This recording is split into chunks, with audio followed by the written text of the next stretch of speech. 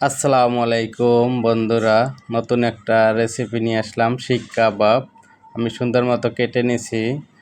এখন রসুন দিয়ে দিলাম, আদা দিয়ে দেব 2 চামচ, পেঁপে বাটা দিলাম 2 চামচ, মরিচের গুঁড়ো দেব 2 চামচ।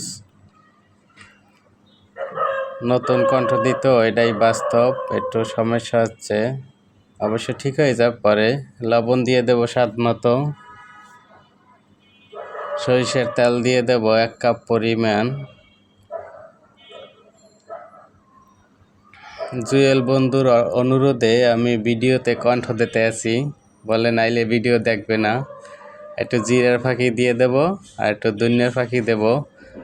সব ধরনের মিক্স গরম মশলা দেব, তারপরে মাখাই নেব। ইনশাল্লাহ 2 ঘন্টা রাখবো শিকে কেঁদে, পরে ওপেনে দিয়ে দেব। অনেক সুস্বাদু।